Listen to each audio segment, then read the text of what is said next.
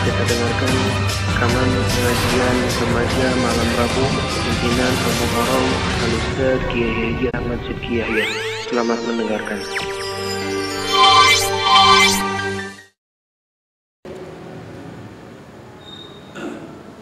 Alhamdulillah Mustafa Rasulullah sallallahu alaihi wasallam al-Fatihah. A'udzubillahi minasyaitonir rajim. Bismillahirrahmanirrahim. Alhamdulillahil alamin arrahmanir rahim maliki yaumiddin. Iyyaka na'budu wa iyyaka nasta'in ihdinas siratal mustaqim. Siratal ladzina an'amta 'alaihim ghairil maghdubi 'alaihim waladdallin. Rabbana ighfir lana wa liwalidayna. Assalamualaikum warahmatullahi wabarakatuh.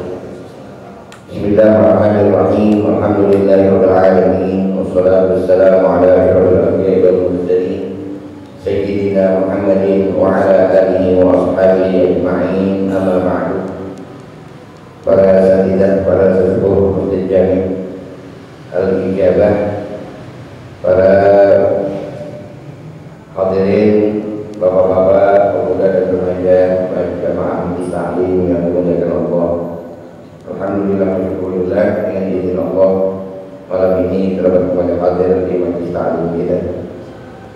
Kita lanjutkan kitab Khulqul Muslim di Muhammad Al-Ghazali 157. Qala Rasulullah sallallahu alaihi wasallam, inna abghadar rijal ila Allah aladul khasbi rawahul Bukhari. Orang yang paling tidak disukai oleh Allah ialah orang yang paling keras melancarkan permusuhan.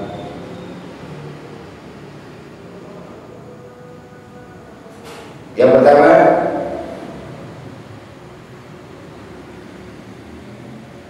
kalau udah marah nggak mau bayan,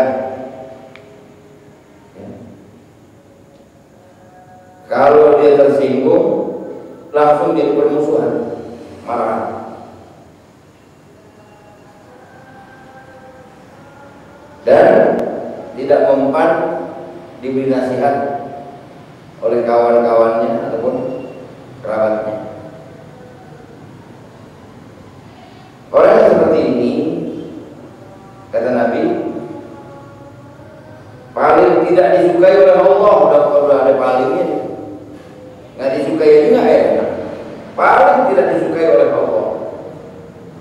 Tapi justru paling suka manusia bersikap seperti itu. Ego, dianggap dirinya aja yang benar, yang lain salah.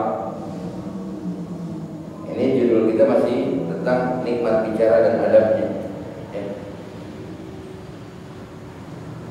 Dalam hadis kedua, maqalla qawmun ba'da huda kanu alaihi illa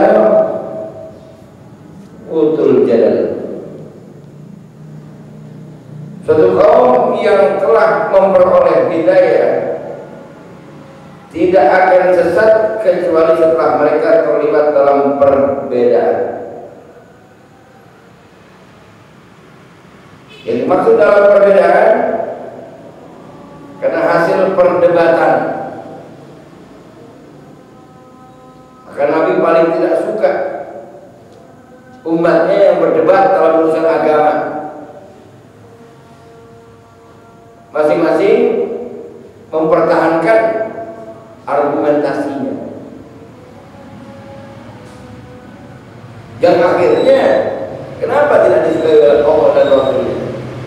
Justru dari perdebatan tadi akan timbul perpecahan. Dengan adanya perpecahan timbul terjadilah kelemahan-kelemahan dalam umat Islam. Dari kelemahan tersebut timbul pula sekte-sekte yang akhirnya dengan saudara yang masih satu darah pun dia akan berpisah atau tidak rukun dengan saudara. Ternyata terjadi kan di kita hal seperti itu.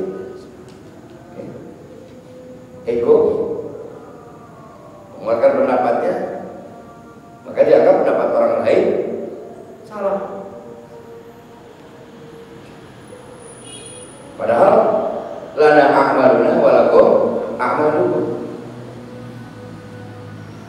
Kita tetap satu jalan, tanpa mengucilkan satu dengan yang lainnya, tanpa memvonis si fulan ibadahnya nggak sah, si fulan ibadahnya sesat dan lain sebagainya, selama mereka tidak menyembah berhala. Kalau menyembah berhala itu sesat, jelas. Inilah semua yang terjadi atas umat Rasulullah Sallallahu Alaihi Wasallam. Orang yang suka melibatkan diri dalam perdebatan seperti itu, lidahnya tidak mau berhenti pada suatu batas. Apalagi kalau sampai terbawa dalam ceramah, menjelekkan satu mengangkat yang lain, atau terang-terangan yang menyebut nama. Ini sudah gibahnya gibah kubro tanpa disadari. Anehnya kita berdengerin. Dan lebih aneh lagi, justru yang berani mencela orang, berani menjatuhkan nama baik orang lain, itu yang diunggulkan, dianggap pemberani dan lain sebagainya. Orang yang berani itu yang dapat melaksanakan kalimat yang hak sekalipun pahit. Qulil haq walau kana murran. Itu yang pemberani. Orang pemberani adalah orang yang meninggalkan perdebatan yang tidak bermanfaat, sekalipun dia tidak mampu untuk mendebatnya. Bahasa kasarnya, dia mundur untuk menang. Ini yang mahal kita. Ini pelajaran akhlak. Memang sepintas berat bagi kita, tapi apapun jadinya, kalau ingin akhlak kita terpuji, yang paling banyak umat Rasulullah masuk surga ini karena akhlak, ya, karena perilaku.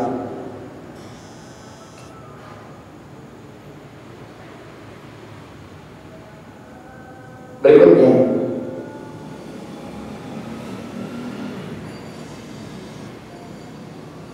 dia selalu ingin bicara dan ingin terus-menerus membanggakan diri. Soal pertama yang paling penting baginya ialah kata-kata. Bahasa kata yang penting udah sampai hatiku puas. Yang penting udah sampai hatiku puas. Lu mau marah, lu mau kagak, urusan lu. Yang penting udah sampai. Ini yang paling dibenci oleh Rasulullah SAW. Sedangkan tujuan baik mungkin sekali olehnya ditempatkan paling belakang. Kan kita selalu berpikir dampaknya, kan begitu. Dampaknya ini negatif apa positif. Makanya yang baik belakangan yang tergampang urusan, kan bahasa kasarnya begitu. Di mau model api kan gua hadapin. Ini nggak ada suluk dari umat Rasulullah yang bersifat seperti itu. Pernah terjadi suatu peristiwa, ada seorang yang suka membanggakan diri seperti itu, datang kepada Rasulullah SAW dengan menunjukkan penampilan yang serba bagus. Mungkin kalau zaman sekarang, jadi pakaiannya bagus, mobilnya bagus, tempat duduk juga maunya tempat yang bagus dia. Kalau dia nyampe orang nggak openin, dia nyampe orang nggak tanggapin, taruh di depan, marah dia. Orang nggak kenal gue, gitu. Sebenarnya sih gampang banget kalau langsung nyampe pengen di depan, gitu. Kalau mesti pakai begitu, masuk aja kurung batang, sampai langsung di depan, paling depan.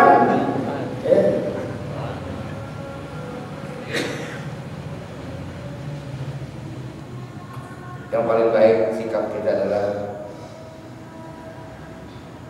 kita ada nggak jadi nambahin, paham nih ya? Kita ada nggak jadi bertambah, kita nggak ada nggak jadi berkurang.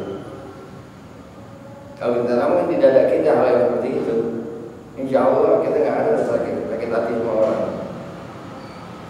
nggak diopenin, nggak diinin, apalagi berkatnya beda, marah banget. Gak kenal gue apa?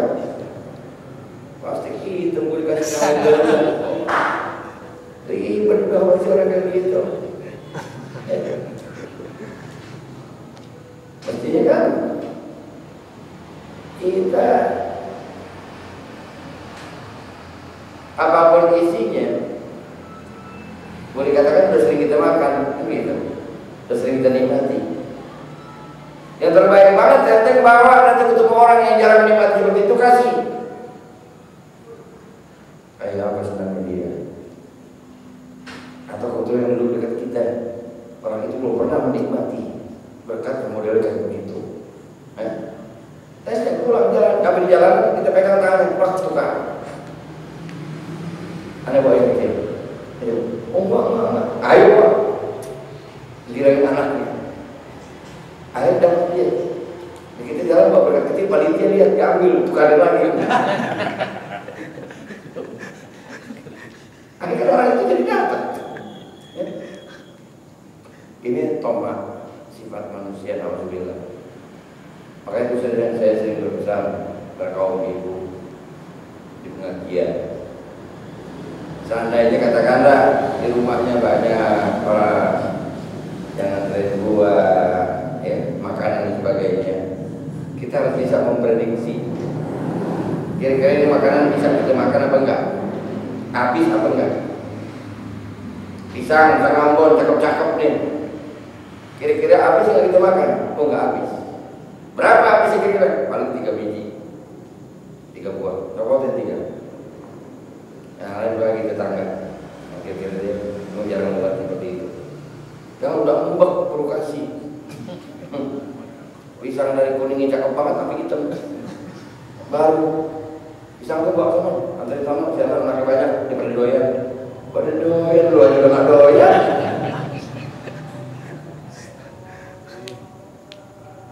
Ya, makanya nanti orang yang seperti itu hisapnya belakangan.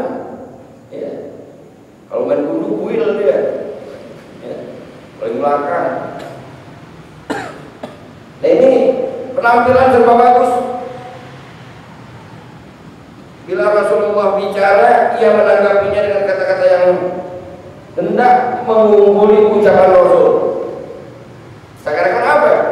Iya, saya udah paham, udah tahu, udah ngerti. Karena misalnya orang mengungguli, saya udah baca itu. Paham, hari ini dia lo baca.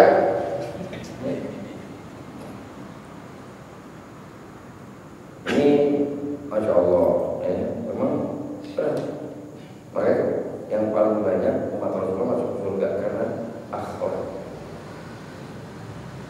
Pernah kan saya sampaikan kayak apa akhlaknya Ali.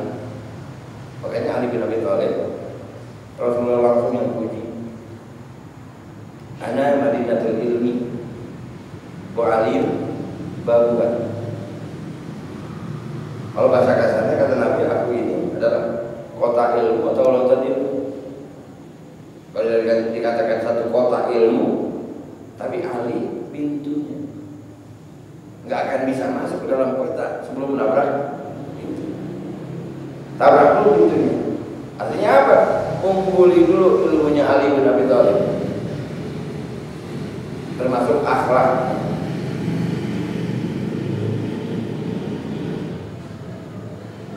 Pernah kan Ali bin Abi Thalib ke masjid terlambat kan? Kenapa? Daripada orang tua jalan pakai tongkat. Ali di belakang ngikutin. Enggak kok kalau itu terkepotin. Lesoy banget. Padahal di besok orang tua mungkin lebih dari itu kan? Enggak dilewati sama Ali. Terus sampai di masjid dilempeng jalan terus. nggak belok, rupanya Yahudi, orang Yahudi. Ali menilainya tuanya. Yang kedua karena dia lemah fisiknya, maka dihormati. Nah di situ saat sholat, karena Ali bin Abi Thalib selalu berjamaah, beliau terlambat lantaran mempertimbangkan orang tua nggak mau nyodok.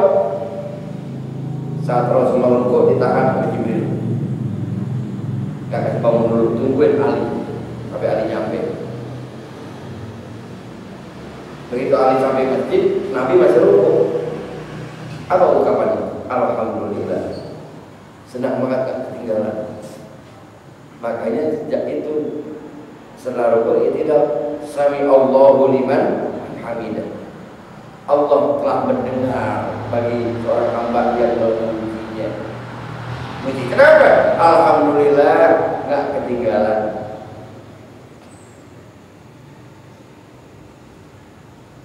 Kalau model kita kan lain, tapi di masjid orang minal jinnati wan nas ya enak tunggu di situ dulu terus ngerokok.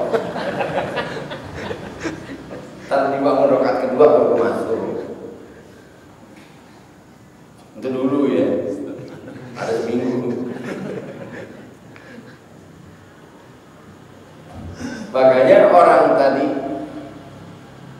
karena tidak berakhlak, begitu dia jalan, Rasulullah langsung berbicara. Bicaranya Nabi kan di hadis. Ya. Innallaha la yuhibbu hadza wa adrabahu yarguna al-sinatahu lin-nas la yalqar bi lisaniha al-mar'a. Kadzalika yulawi Allah Ta'ala al-sinatahum wa wujuhahum fil-nar. Langsung Rasulullah katakan Allah tidak menyukai orang itu. Orang itu pergi. Dan orang-orang yang seperti dia, yaitu orang-orang yang suka melepaskan lidahnya kepada orang lain seperti lembu yang meraung di tengah padang penggembalaan. Artinya apa? Dia pengen orang lain pada tahu bahwa dia dekat sama Rasulullah. Dia pengen orang lain pada tahu bahwa dia banyak tahu tentang ilmu-ilmu. Makanya Nabi bicara lagi ya, saya sudah tahu, sudah baca. Karena dikata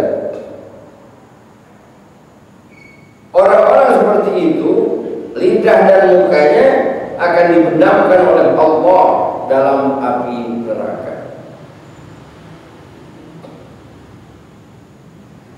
Perdebatan mengenai soal agama, soal politik, soal ilmu pengetahuan dan lain-lain yang dilakukan oleh orang-orang seperti itu, niscaya akan mengakibatkan rusaknya agama. Ini perdebatan agama. Kenapa? Akhirnya tercabik-cabik. Yang disuruhkan oleh Nabi bukan debat dalam agama, luruskan, ya. Perbaiki kalau ada kekeliruan, bukan diperdebatkan. Ini malah bangga ada perdebatan tentang agama. Karena agama kita bukan untuk diperdebatkan, agama kita untuk diamalkan.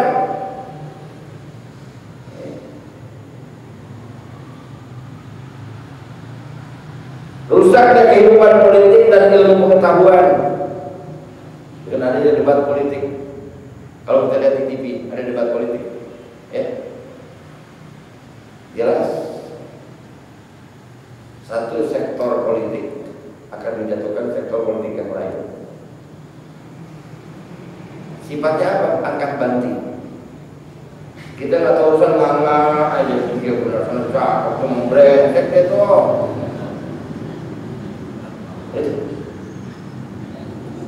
Makanya sebenarnya jangan ditonton.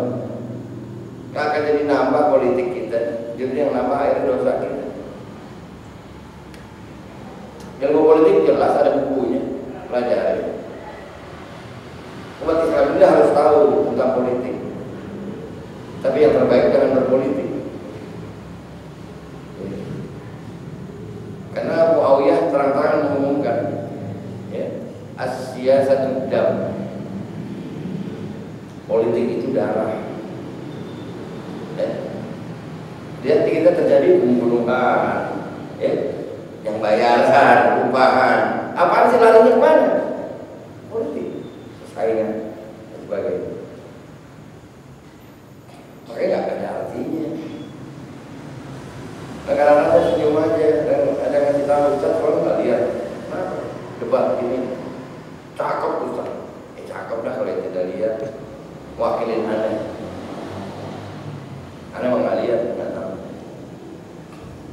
Kalau tujuan kita menyaksikan hanya sekedar tahu untuk jadikan satu perbandingan pada diri kita, boleh. Untuk nasihat ke diri kita, oh ini nggak baik.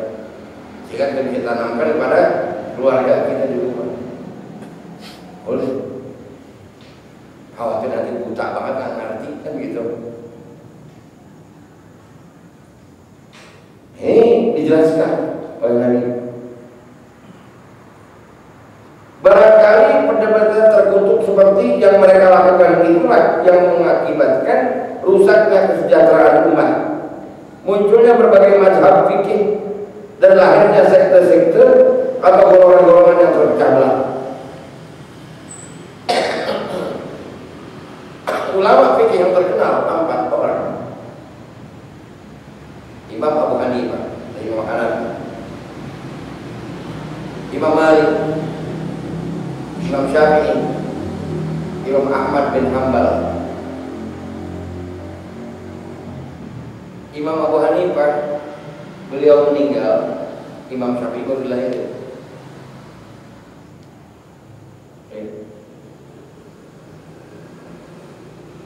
Imam Maliki, gurunya Imam Syafi'i. Imam Ahmad bin Hanbal, muridnya Imam Syafi'i. Keempat orang yang jenius dalam ilmu agama, mereka nggak pernah merekrut. Nih, mazhab saya yang terbaik. Nggak ada. Makanya kita kalau baca fikih apa ini? Fikih Syafi'i, baca mukadimahnya dulu. Fikih Maliki, baca mukadimahnya dulu. Semua. Apa ungkapan mereka yang masyhur? Ini adalah buah pemikiranku berdasarkan Al-Quran dan Hadis. Jika memang cocok dengan kalian, silakan pakai. Kalau nggak cocok, lemparkan jauh-jauh. Mereka nggak nyuruh kita merekrut ini dan sebagainya. Makanya dikatakan al-ikhtilafu rahmatun. Dengan adanya perbedaan di antara umatnya itu rahmat. Buktinya apa? Ada yang sulit, ada yang berat, ada yang ringan, ada yang sedang, ada yang tidak. Kita pakai Imam Syafi'i. Laki perempuan, suami istri batal kapanpun. Bersentuhan dengan wanita ajnabi asing tanpa alasan batal kapanpun. Tapi kalau kita udah ke tanah suci Makkah, kita tahu mustahil. Karena jemaah haji tidak pernah ada yang manis. Ustaz, gimana dong? Kenapa? Ada udah 9 kali wudhu, 9 kali wudhu. Habis wudhu tawaf, baru pulang muter, baru diri siap-siap orang bijak pakai kaki. Dari situ. Karena ketipisan ilmunya, boleh dikatakan dangkal. Dan itu al-ikhtilaf rahmatun, dengan ada perbedaan menjadi rahmat bagi Allah, bagi hamba Allah. Dari situ bisa kita ikutkan pemahaman Imam Maliki. Artinya apa? Bisa nggak batal sama hubungan ajnabi. Cuma lintur. 5 Dari 4 mata kita pilih yang gampang-gampangnya aja semua. Ya, surah on. Jadi boleh kita tawaf, kita ikut mazhab Maliki. Nggak batal, istri nggak batal, orang lain nggak batal. Dengan apa? Ikuti juga wudhunya dia. Karena Imam Malik dengan Imam Syafi'i ada perbedaan wudhu dalam masalah. Masih ingat nggak? Wamsahu biru'usikum. Kata Imam Syafi'i, wamsahu biru'usikum, basuhlah sebahagian kepala. Baknya ini litamu'in sebahagian. Pemahaman Imam Maliki, wamsahu biru'usikum, basuhlah semua kepalamu. Kita kasih tahu al-ikhtilaf rahmatun. Akhirnya apa? Yang banyak mengamalkan mazhab Maliki orang Afrika, Libya itu semua Maliki, Nigeria, Ghana, Chad, semua, Mesir sebagian. Umumnya mereka keribu, rambutnya keriting, dibasahin umur semua, udah selesai digeleng aja kering. Rambutnya keribu, orang Indonesia basahin semua. Insya Allah sepak-sepaknya semua, turun keluar semua air. Nah itu kata subhanallah, lihat di sini. Jadi nggak sempit, Islam ini nggak sempit.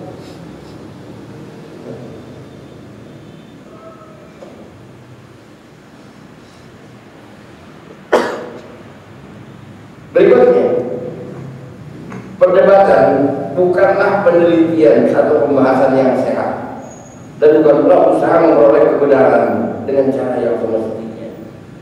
Yang debat ini yang ada juga perpecahan, selisih paham, yang akhirnya apa? Ya udah, kontroversi.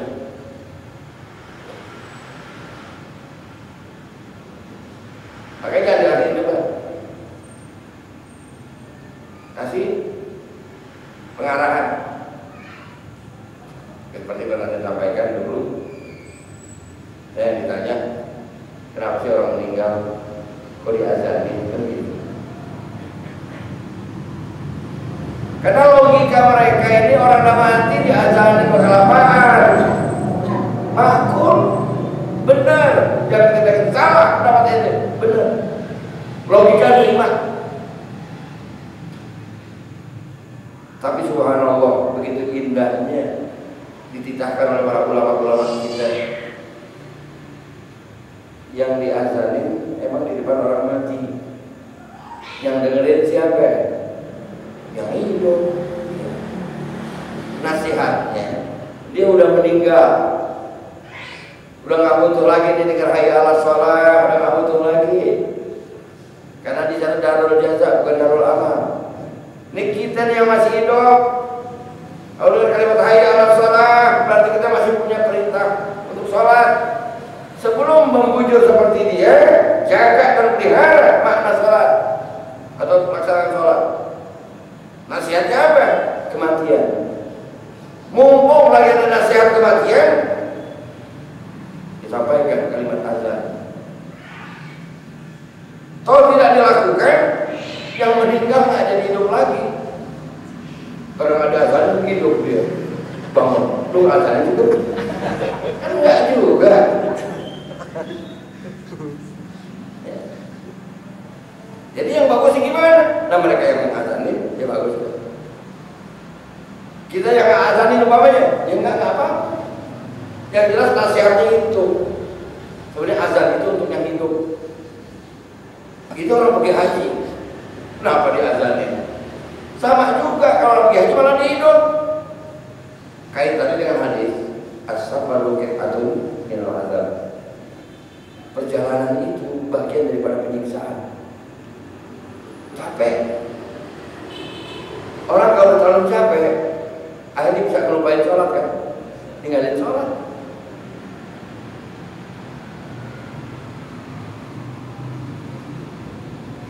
Besok saya ke Jawa Timur. bis yang berangkatnya jam setengah 4. Kenapa jam setengah 4? Sempat sholat asar di sini kan. Nanti dia istirahat makan di Indramayu maghrib. Kan kita bisa qasar jamaah. Aduh, isya kerja waktu maghrib. Kan ada ketinggalan sholat. Kalau dia berangkat jam 12, sholat zuhur kita itu buru-buru. Iya, karena sholat jam 12 kurang 10. Nanti sampai di sana bulan maghrib. Pas azan maghrib, bis berangkat lagi. Itu kita tuh nasabnya sangat ahlah. Saya kata Allah tahu lebih capek. Ujungnya di situ. Makanya diazanin. Pertama kenapa diazanin? Ente perjalanan ibadah nih, haji. Jangan sampai ninggalin sholat. Kita mau haji, mau menyempurnakan rukun Islam. Makanya diazanin. Oh gitu. Ya itulah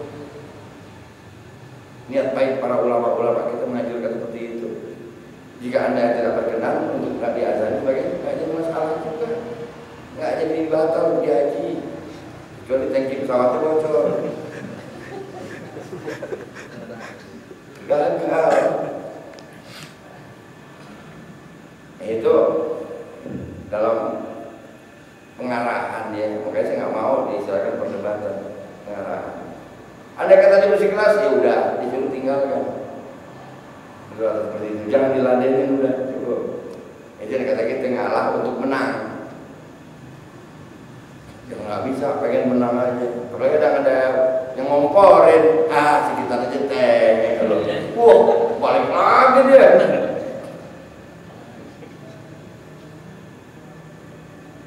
Silakan ada mau nanya.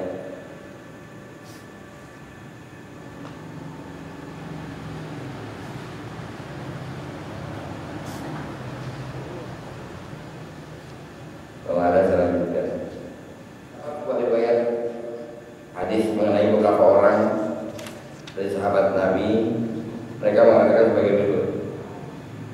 Di saat kami sedang berdebat mengenai soal agama, datang Rasulullah SAW kepada kami. Beliau marah sekali.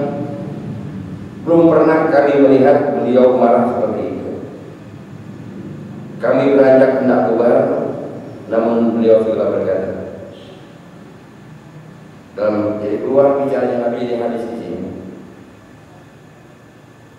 Kharaja alaina Rasulullah sallallahu alaihi wasallam yawman wa nahnu natamar fi syai'in min amri ad-din.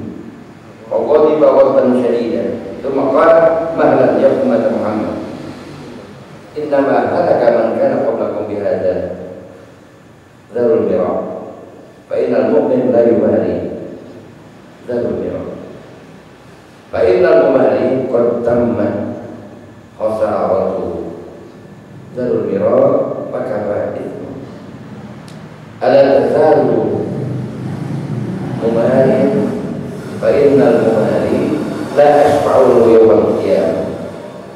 Dzarul mira' fa za'imun bi thalathati abyatin fil jannah. Riyaduha wa wasatuha wa a'laha liman taraka al-mira' wa huwa sadiq. Dzarul mira' fa inna awwala ma nahani anhu rabbi ba'da ibadati al-awzan al-mira'. Apa ungkapan Nabi? Hai umat Muhammad, hati-hatilah. Orang-orang sebelum kalian dahulu binasa karena perbuatan seperti itu. Tinggalkan perdebatan, karena orang beriman tidak patut berdebat. Tinggalkan perdebatan, karena orang yang berdebat jelas akan memperoleh kerugian. Tinggalkan perdebatan, karena perdebatan mendatangkan dosa bagi orang selagi dia berdebat. Pada hari kiamat aku tidak akan memberi syafaat kepada orang yang gemar berdebat. Tinggalkan perdebatan, kujamin 3 buah rumah di dalam surga. di taman-tamannya, di tengahnya, dan yang di bagian atasnya tersedia bagi orang-orang yang menjauhkan diri dari perdebatan dalam keadaan dia benar. Dalam keadaan dia benar. Artinya dia benar. Dia nggak mau debat, walaupun disalahin sama orang. Ya udah, ditinggalin. Tadi tuh, lana amaluna wala tuh amal. Yang akhirnya apa? Kan nggak jadi pecah. Dia nggak mau perdebatan. Tinggalkan perdebatan karena soal pertama yang aku dilarang oleh Tuhanku, saya sudah melarang penyembahan berhala ialah perdebatan, kata Nabi. Jadi larangan Allah setelah menyembah berhala adalah berdebat. Karena jelas perpecahan itu akan terjadi begitu cepatnya. Di dalam berbagai pertemuan banyak kalanya orang suka saling mengemukakan pembicaraan untuk menarik perhatian. Islam sangat tidak menyukai pertemuan-pertemuan yang di dalamnya orang banyak membuang-buang waktu menyebar berita-berita yang tidak berujung pangkal atau membongkar-bongkar kekurangan orang lain. Banyak orang seperti itu mempunyai kelebihan harta dan hidup santai sehingga tidak mempunyai kesibukan lain, kesibukan selain senang membicarakan persoalan orang lain.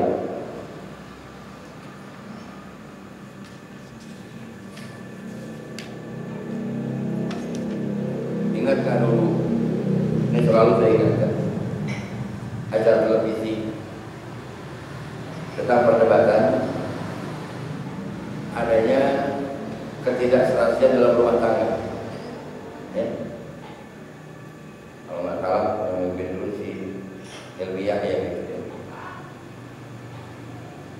Diumpetin dulu yang perempuan, ditanya, kenapa suami kamu mah kenapa? Dijelasin ini. Keluarin lagi yang laki, bukan disimpan. Ceritain lagi yang laki. Akhirnya apa? Amprok. Masih kurang puas, akhirnya mertua dari pihak ini kan gitu kan? Masya Allah. Itu banyak ulama yang nangis. Itu suatu hal yang paling buruk nanti di hadapan Allah. Orang yang membongkar rahasia rumah tangga satu sama lain, dan pemrakarsanya, pencetusnya akan terus-terusan menanggung beban dosa. Walaupun akhirnya mereka ada yang rangkulan kan baik kembali, tapi sudah terbuka, sudah terkuat aurat rumah tangganya. Kenapa nggak didengarin omongan majelis ulama? Itu adalah tidak lain hanya untuk mencari keduniaan, keuntungan semata tanpa mempertimbangkan kemurkaan Allah, kemarahan Allah. Peristiwa seperti itu ini terjadi di negara atau di dunia yang umat Islamnya terbesar dunia. Makanya kita juga silakan tayangan-tayangan di televisi, kita harus pandai memilih dan memilah. Yang kelihatan pantas kita lihat bermanfaat, tapi aneh jarang yang nonton yang tua-tua. Kapan acara sholat subuh, iya kan? Kan banyak di situ nasihat-nasihat, ceramah-ceramah di TV. Dari kita pulang sholat subuh, kita duduk, kita pasang, mau channel mana tuh? Ada. Tapi jarang. Justru yang model kayak begitu, yang perdebatan, yang acara-acara apa sih ya, gosip ya. Nah itu yang paling laku. Padahal tanpa disadari yang menyampaikan dan yang mendengarkan hukumnya sama. Auzubillah. Makanya pernah ibu dan nanya, Ustaz, kalau kita jalan, betulan yang jalan begitu orangnya hobi gosip, digosip terus. Kita nggak ngomong apa-apa dah, kita jalan, kita dengerin aja. Sama. Habis gimana dong katanya? Dengerin aja sama. Jadi kalau memang kita tegur, mungkin juga efeknya kadang-kadang menjadi perpecahan. fitnah, jangan kita sok suci, tidak akan pernah jadi satu kata dua hati, dua pekerjaan dalam satu hati. Jadi gimana? Kerjaan kuping dengerin, tapi lidah kita ngomong, nggak akan nyambung. Jadi bahasanya gimana? Kalau udah lagi kita gosip, kita jalan-jalan aja, tapi hati kita istighfar. Astagfirullah, istighfar aja walaupun tanpa dia lihat, tanpa mengeluarkan suara, sehingga apa yang dicerita itu nggak kedengeran di kuping kita nggak tahu. Selamat kita, istighfar aja. Oh begitu ya. Tadi kata kita sok, kan nggak ketahuan, kita istighfar di hati aja, kita diam aja istighfar di hati. Itu jalan yang terakhir kita bilangin. Tapi kalau mau bisa paling yubayyin rubiyani atau kobilisani, langsung bilangin, cerita yang lain aja kenapa sih gitu. Jangan ceritain orang, ceritain Nabi. Ya kalau mau ada pahalanya, apa orang ceritain. Dari lagi di situ. Nah kita kebetulan tahu orang lain ceritain negatif ataupun positif, seharusnya kita berbahagia. Kenapa? Tanpa disadari dosa-dosa kita sedang dihapuskan oleh Allah, dan mereka sedang mengumpulkan dan mengambil kesalahan-kesalahan kita untuk mereka. Makanya untuk orang-orang yang ahli ibadah, orang yang takwa, diceritain orang lain, dijelekin orang lain, dia senyum. Bahkan pernah terjadi zaman Nabi, ada yang nyampein, begitu dia datang, ya lo lambat datang, gitu-gitu. Ada lo diceritain habis-habisan, bongkar total, katanya udah habis. Habis pulang, dia nggak ngomong apa-apa, udah dia pulang. Nyampe rumah dia bikin kue. Kue yang kira-kira memang enak, bukan cublek. Kalau nggak beli aja nasi kok, cepat ada 7 green, susah amat. Buat 500 ada kembaliannya. Dia datang ke sana, ngucapin salam, dianterin kue. Pada orang yang habis ngosipin dia, bingung yang habis ngosipin dia, nanya, ada kabar apa nih? Ya Bang, ya Allah, buain kue cakep banget, enak banget ini. Iya, saya berterima kasih karena Anda telah mempersembahkan pahala ibadah Anda kepada saya, dan sekaligus sudah menghapuskan kesalahan-kesalahan saya. Sejak itu dia tobatan nasuha, nggak mau lagi menggosip dan sebagainya. Rasa syukur saya, Anda telah memberikan pahala ibadah Anda kepada saya, maka saya kasih imbalan berupa kue. Semahal apapun, senikmat apapun ini kue, tetap nilainya lebih berharga. Anda telah mempersembahkan ibadah Anda kepada saya. Terima kasih. Pulang 2 hari nggak tidur, dia pikiran pikiran apa ya? Pikir siapa lagi yang gue ceritain, yang gue jelekin, yang kira-kira duitnya banyak, kan gitu. Ntar kuenya enakan lagi. Itu ada sampai kayak begitu, tuh udah peringkat kuatnya. Tapi terjadi di zaman Rasulullah, ada seperti itu. Ini pelajaran kita tentang apa?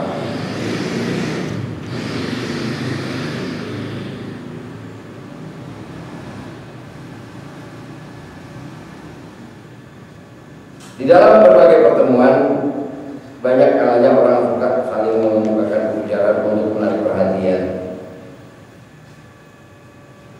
Contohnya seperti apaan? Kalau rapat nggak mungkin ada arisan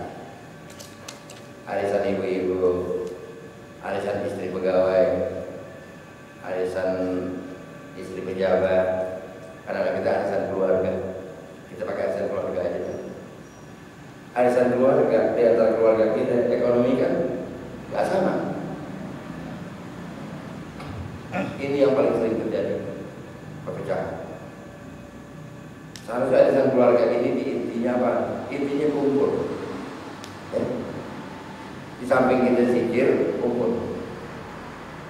Mengenai masalah iuran, itu seharusnya yang lebih mampu lapang dada. Yang karena dia nggak mampu, bila perlu dia bebaskan, ditanggung oleh orang yang mampu. Kalau pengen benar-benar nih ikatan silaturahim kita, karena keluarga. Berapa orang kita bisa tahu ekonominya, anaknya banyak ini kalau keluarin ini terlalu berat sama dia, udah mau usaha penting datang. Tapi tetap dicatat dia udah menyerahkan donasi. Bisa kumpul. Ini enggak. Udah gak keluarin, datang bawa anak 6. Ada yang ngomong, baik pas kibra, nyampe pas kibra. Ada nanya, mengapa pas kibra? Enggak apa-apa. La ilaha illallah. Diawasin dia pada makan anaknya. Banyak-banyak banget ini. Udah ngomong apa-apa. Nggak usah aneh dari sana. Kalau dari itu lebih besar masak daripada tiang, ya, lebih besar kerugiannya daripada manfaat. Mestinya apa? Lapang dada, topang, kumpul semua, indah, nikmat. Tapi kenapa kau nggak bisa? Nggak bisa. Ada ibu-ibu, dia ketawa, sampai habis pengajian mau berhenti. Saya tahu Bu, punya mantu berapa Bu? 4. Gimana Bu punya mantu 4? Emang lain-lain. Ya nggak ada sama, sama-sama sama lucu. Terus ibu nanggapnya gimana? Biasa aja, jangan bohong Bu. Sekarang saya kasih contoh, mantu 4 macam. Yang pertama datang pakai Pajero, pintu mobil belum kebuka, mertua udah loncat-loncat. Mana dia cucu nenek, mana dia cucu nenek. Anggapin, biar emosi melah diciumin kok udah. Pajero. Yang kedua datang pakai minikap. Iya, ya kalau mentok polisi tidur malam ditopang. Mana mau kenalan? Siapa dong? Sampai pulang. Oh iya. Masuk. Nggak ada tahu masuk. Yang ketiga, pakai motor. Motor pakai ngojek lagi bergil banget. Udah selah ngingetin karet. Itu sampai dulu nggak ada pintu udah rapat. Assalamualaikum, jawabnya pelan-pelan. Yang terakhir nih, jalan kaki. Kalau sekali dibawa sepeda yang batangan tinggi itu di tukang somai. Malu lewat depan, mana pakai sepeda? Lewat belakang busuk, punya foto gatrok ini belakang busuk. Paling sepatu tipis, banyak jalan. Begitu ketemu orang tua, tanya, lu, ini intonasi nih, lu, kok kali anjing kan? Kalau ada urusannya, ini intonasi. Makanya perlu itu nilai tinggi bicara intonasi. Jangan bilang lu. Doh, mantu emaknya masuk. Sama aja semua, mantu kita.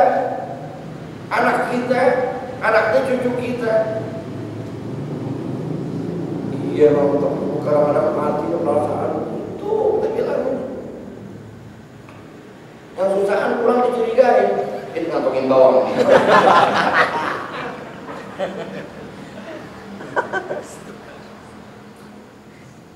Ya Allah, nah ini Bu, ya pantaslah kalau Nabi berulang kali mengatakan beritunal faidahnya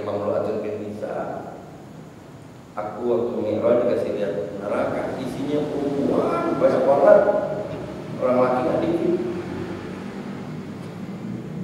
Ya imbang lagi gitu. Nah itu dia. Nah ini tugas kita sebagai laki-laki yang diamanahkan istri kita kan perempuan kan gitu ya. Ini buat modal, buat Ibnu nih modal. Bahwa kita apapun jadinya punya peranan penting dalam rumah tangga untuk menjadikan istri kita seorang mar'atun sholihah. Artinya apa? Dia siap untuk menghadapi kendala apapun yang ada dalam rumah tangga. Kalau dia sudah punya anak menantu, apapun jadi semua anak kita, semua adalah cucu kita. Ini yang perlu kita dalam pelajaran akhlak ini nanti akan sampai habis ini dulu udah. Jangan saya putih. Lanjutan nanti ke halaman 160. Jelang akhir finish. Ada pengumuman kan? Nggak ada. Halaman rapi ada yang selewung kan? Bismillahirrahmanirrahim. Alhamdulillahirabbil alamin. Allahumma shalli wa sallim ala sayyidina Muhammad wa ala ali sayyidina Muhammad. Allahumma anfa'na bima 'allamtana wa 'allimna ma yanfa'una wa zidna 'ilman nafi'a. Allahumma arzuqna fahman nabiyyin wa mursalin wa ilhamul malaikatil muqarrabin. Rabbana atina fid dunya hasanah wa fil akhirati hasanah wa qina adzabannar. Sallallahu ala sayyidina Muhammadin wa ala alihi wa sahbihi wasallam. Walhamdulillahil alamin. Assalamualaikum warahmatullahi wabarakatuh.